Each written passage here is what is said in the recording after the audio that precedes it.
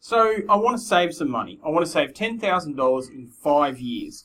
The bank pays 9.2% per annum compounding monthly. What should my monthly contributions be? So if you're doing annuities and if you have a formula, if you can find, the formula at the moment is set up to find future value, but as with all formulas, if you know all of the other letters except for one, you can rearrange it to find the one. So in this case, I know the future value, it's going to be 10 grand. I know the interest, it's 9.2% per annum. It's compounding monthly, so I know N, and it's 5 years that I want to buy my car or whatever it is I'm saving for. What should my repayments be? All right, so I'm going to do this one way here. If future value is equal to R times all of this, then to move all of this, or to push it to the other side so that R is all by itself, we just need to divide by all of that. So the new formula is going to be future value divided by all of this equals R.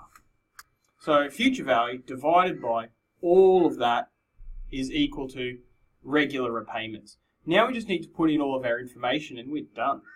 Alright, so there's all of our numbers. Again, you can see it's really, really ugly. You need to practice this, so pause it, try shoving all of that stuff into your calculator and see if you get the same answer that I'll get. So R equals $131.89. And similarly to how I've done this in the past, you really want to stop and think, does that make sense? So take compound interest out of the question. If I put $132 in the bank every month for 5 years, what would I get? 132 times every month, so times 12, and then 5 years times 5. So that would give me $7,920.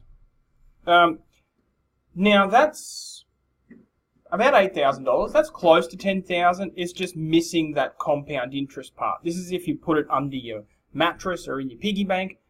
10,000 would be if you put it in. Again, if that number was more than 10,000, you've got a big problem. If that number was very, very small, you've probably also got a bit of a problem. All right, that's annuities, finding the payment required. We might as well keep rolling here. Let's do or time required. So let's do, if I put $300 into the bank every month, paying 7.2% per annum compounding monthly, how long will it take to save $20,000? So in this case, I should know everything except for the T value there. So I'm just going to start by putting in all of that information into the formula, and then we'll just start rearranging it piece by piece. Alright, so here's all of my stuff in my formula, and the T is the unknown. That says 12T. So let's do this sort of step by step. To get T by itself is going to take a lot of work. First up, we've got 300 times all of this. So we can get rid of the 300 by doing 20,000 divided by 300. So I'm going to suggest you write down this line, and then I'm going to, whatever I do next, write that as your next line. So I'm going to get rid of the 300,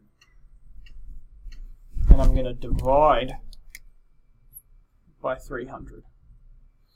Okay, so now I've got this, and that's also allowed me to get rid of those brackets entirely because nothing's happening outside of them. Okay, so the next step will be to get rid of this divide by. So I'm going to take that and I'm going to multiply it by this. To do that, I think I'm going to need another line. So I'll jump into that. Okay, so I've got 20,000 divided by 300, and then I've multiplied by 0.072 over 12, and what I'm left with is just everything on the top of that fraction. I'll just try to make this clear. That's my first line, and there's my third line because the second line was to divide by 300.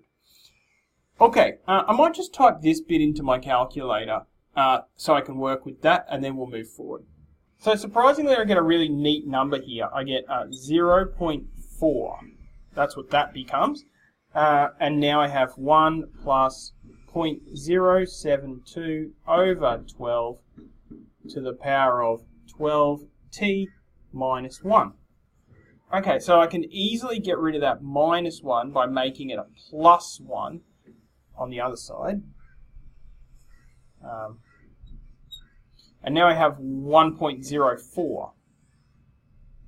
So 1.04 equals 1 plus 0.072 over 12t. Okay, now what can we do with that? This is starting to look, this is like a compound interest question where you don't know the time. So you should probably already have the skills to do it from here. And it's going to involve logarithms. Alright, so taking the log of both sides is going to let you do something with that 12t. So if you've got log of this and log of this to the power of 12t, that 12t can appear in there. I might write that in a second line so you can see what's happening. 12t log 1 plus 0.072 over 12 equals log of 1.04.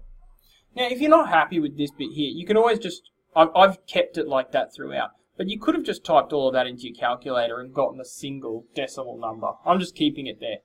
Okay, last step, or second last step, we can divide by log of all of that on this side, and we'll be left over with 12t.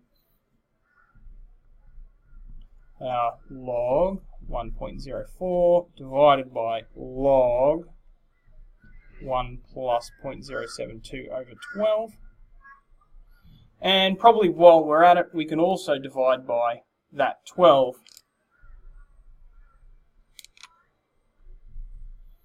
And we're just left over with t now, which is going to be our time in years that it will take me to save for this. So I typed that into my calculator, and it said it's going to take me half a year. And now, I know straight away that if I put $300 every month into a bank account, after half a year, I would have only put about $2,000 in there. But I need 20 grand. So I've made a mistake.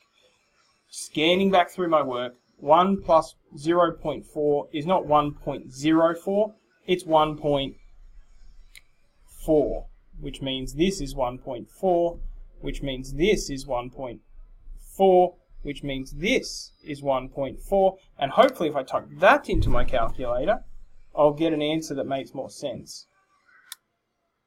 Okay, I've got an answer now of 4.68. Now I still don't know whether that makes sense. I might just think about it for a minute.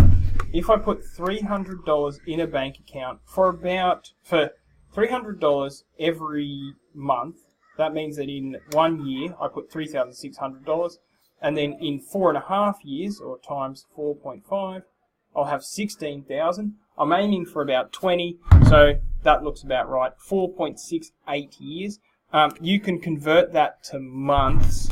If I do 0.68 times 12, that's about 8 months. So approximately 4 years, 8 months.